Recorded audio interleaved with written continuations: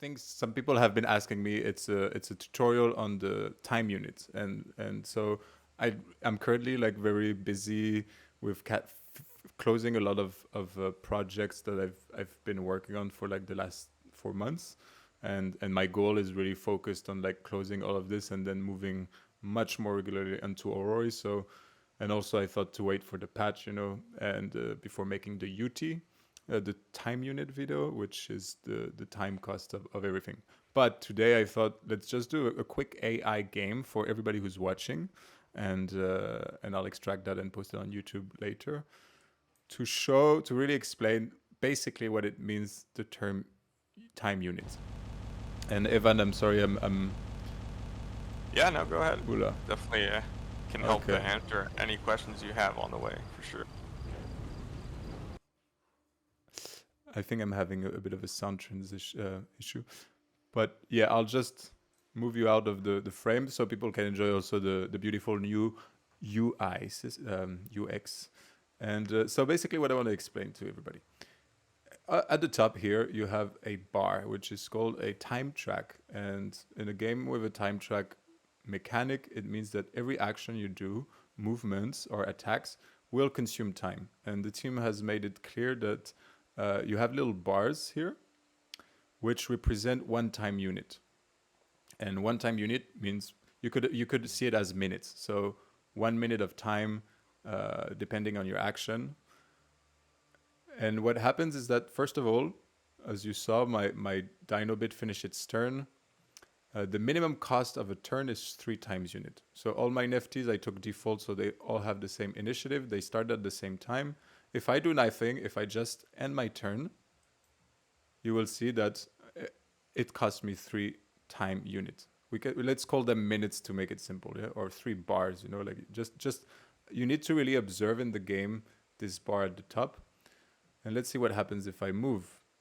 If I move 2 tiles with Dinobit, he's gonna actually move 2 bars because the time cost for full movements with a Nefty costs 2 bars. And then because he cannot attack, the turn ends and he consumes another bar because the minimum time cost of a turn is 3 bars. It sounds a bit confusing, but my point is, if I move now with ByteBit, I do full movement, it uses 2 bars. So it's still its turn, and I could attack. If I attack, now I consume 4 bars, 4 time units, which means that all other creatures on the battlefield, other Nefties, can perform actions until before it's ByteBit's turn again. So I'm not sure if this is really clear. I really need people to ask me maybe some questions in the chat. But yeah, you really have to pay attention to this. See, right now I move. So you see the position of my dino bit.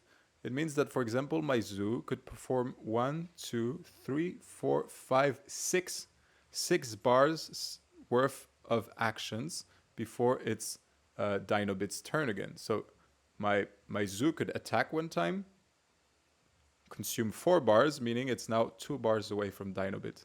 It's not that hard to understand if you pay attention. I really suggest to look at to try it out in AI, so you don't mind losing. Just test and see how the Nefties move on the bar, and when it's your turn again. Oh my god, this is much more complex to explain than it seems, but in a sense, the essence of it is not so difficult. I don't know if you want to say something, Evan. Yeah, I think you're doing a great job explaining it. I think it's worth mentioning that you can see on the left side of the timeline, the spacing between the different markings are a little bit greater. Mm-hmm. So not everything is sort of 120. You can see towards the right side of the timeline, the spacing gets a little bit tinier, but each notch there on the line is still representative of one time unit. One time, yeah, So exactly. I think some people get a little bit confused because they see the distance between every marking on the line. But a good way Yeah. to look at it is just based off the lines themselves. Yeah. No, that's good. That's good to mention. I didn't think, because basically people have to imagine that it's stretching out for us to see better. And then Yeah, it's piling up. So because there are actions that will, cause like if I'm pretty sure that if right now I decided to bouncing clause, right? I do to do bouncing clause. I know they've they've buffed bouncing claw, I guess. But before it used to consume time for every bounce. I need to think of another attack. But yeah, basically you have attacks which consume a lot of time, so your Nefty is going to go really far on the timeline. And if you played it at the wrong time, it means that all other Nefties will perform multiple basic attacks because basic attacks only cost 4 time unit, for example. So it's very important to take this in consideration. It's not because you have a lot of hype to kind of like do bulldozer that you should do it. I think bulldozer is the best example right now. If I do bulldozer, because bulldozer, I'm pretty sure uses time unit per hit per Nefty. So the more Nefty you hit, the more it goes down. Yeah, perfect example. So you see my dino bits here. I did that move. And now what happens is that my byte bit can attack one time. And it's still going to be its turn to do another attack if it wants. It can also move a little bit. And it's still its turn. So you just need to pay attention to it. The best thing I find when I play is an idea is if I have an opportunity to attack before I move, I will first attack and see where my Nefty stands. Because sometimes you attack and you realize, oh, if I skip my turn, it's going to be my turn again. So just instead of moving and then attacking, if you can attack first the Nefty you want to attack, because I see people sometimes they, like I will just skip byte bit's turn, like Dino could attack right now, but instead of attacking, they make them move to the corner and then attack, and they've just wasted a lot of time. So that's my suggestion, I think. Yeah, I think there's definitely a lot of play style and complexities that you can add to save your Nefty some time based off of whether you attack or you move first. Like you mentioned, Yeah.